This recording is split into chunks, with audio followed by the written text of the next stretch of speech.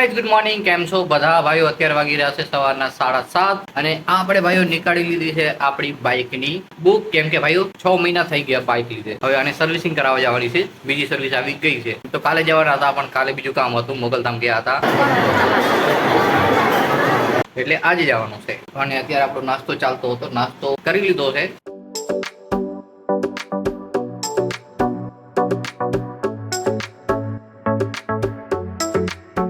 તો ફાઇનલી દોસ્તો આપણે પહોંચી ગયા છીએ ગાંધીધામ. ભાઈ શું સુવિધા કરી છે, ટ્રાફિક સાહેબ અહીંયા ઉભા રહેવા માટે, તડકો પડતો હતો એટલે.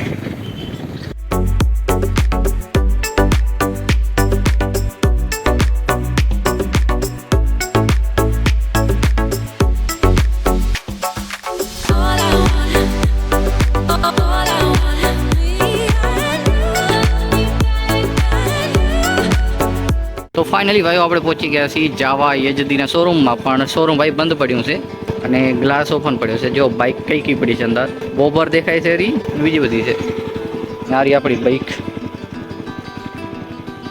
તો આ રહ્યું ભાઈ જાવા યજદીનું શોરૂમ અને બાજુમાં છે રોયલ એનફિલ્ડનું શોરૂમ. તો આપણે આયા હતા આમાં અને લીધી આમાંથી આ બાઇક. તો ભાઈઓ આપણે લેવા ગયા હતા પાણીની બોટલ, કેમ કે શોરૂમ હજી ખોલ્યું નથી ને આપણે થોડાક વહેલા પહોંચી ગયા હતા. શોરૂમ ખોલશે 10 વાગે. તો ફાઇનલી ભાઈ શોરૂમ ખુલી ગયું છે અને શોરૂમની અંદર જુઓ ભાઈ જાવા અને યજદીની કેટલી બધી બાઇક્સ પડી છે. અને આમાંથી ભાઈ ઘણી બધી બાઇકો ઘણા લોકોની પસંદીદા છે. જેમ કે ગાઈસ આ છે યજદી એડવેન્ચર, જે લોકોની ટુરિંગ કરવી પસંદ છે જેના માટે આ બાઇક છે. તે સિવાય ભાઈઓ આ છે જાવાની 42 બોબર સિંગલ સીટર અને ઘણા લોકોની પસંદ. આ બાજુ પણ છે. તો ભાઈઓ અત્યારે આપણે આવ્યા છીએ સર્વિસ રૂમમાં અને આ જુઓ આ છે બ્લેક મિરર જાવા 42 બોબર. આ બાજુ પણ છે ડ્યુઅલ કલરમાં અને આ છે 42, કેમ કે ઘણી બધી બાઇકો આવી છે સર્વિસિંગ માટે અને બીજી ભાઈ વેચવા માટેની પણ બાઇકો અહીંયા પડી છે. તો આપણી બાઇક. તો અત્યારે ભાઈ આપણે બહાર આવ્યા હતા, કેમ કે આ ભાઈ બુક પડી હતી બાઇકમાં અને આ બુક ભાઈ સર્વિસ રૂમવાળાને આપવાની છે. તો જઈશું આપણે તેને આપવા માટે. તો ફાઇનલી ભાઈઓ આપણી બાઇક જઈ રહી છે સર્વિસમાં આવે. તો ફાઇનલી ભાઈઓ બાઇકને ચડાવવામાં આવી રહી છે સ્ટેન્ડ ઉપર. પહેલાં તો ભાઈઓ આ જે સ્ટેન્ડ છે તેને લગાવવામાં આવશે. અને હા ભાઈ હું વોઇસ ઓવર કરું છું, કેમ કે અંદર ડિસ્ટર્બ ના થાય એટલે આપણે બોલ્યા નહીં. પણ જુઓ સર્વિસિંગ થાય છે રી, એટલે કે પહેલાં સ્ટેન્ડમાં ચડાવશે અને પછી ભાઈઓ તેના ભાઈ જે અંજર પંચર ખુલવાશે તે ખુલશે. તમે બધું એન્જોય કરો, બધું જુઓ કેવી રીતના થાય છે.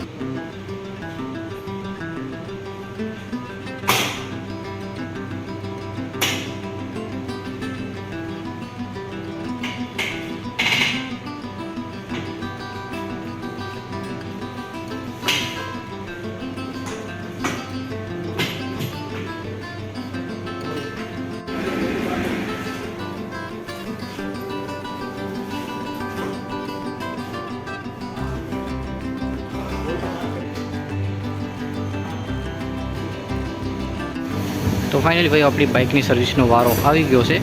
અંચર પંચર ખુલે છે બાઇકના. અને આ બીજી સર્વિસ આપણી.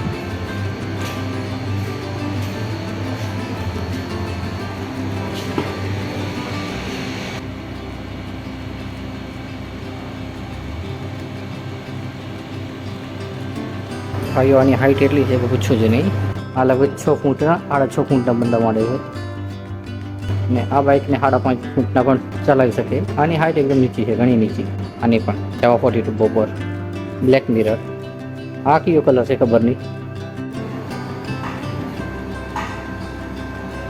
તો ફાઇનલ દોસ્તો આપણી જે બાઇક છે તે 80% સર્વિસ થઈ ગઈ છે, ખાલી 20% બાકી છે, એટલે વોશિંગ અને લ્યુબિંગ બાકી છે.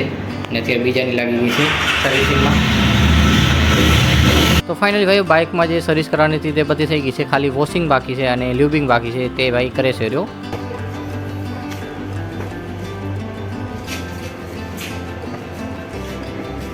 ઘણી નીચે આવો એ ઘણી નીચે આપણે આમ તો બીજું આરામથી બોલી જાય. પણ આમાં એક પ્રોબ્લેમ હતી કે પાછળ એક જ સીટ બે સીટર તો લઈ જાય.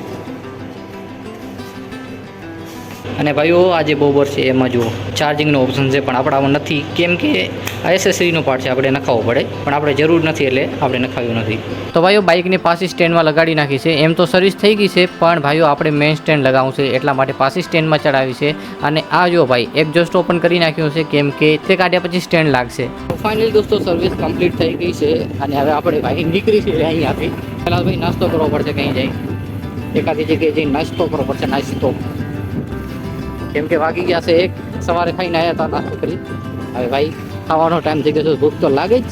તો તો ભાઈઓ ગાંધીધામમાં આપણાને એક દાબેલીની દુકાન મળી છે, તો નાસ્તો કરે આવી ગયા અહીંયા કને હવે.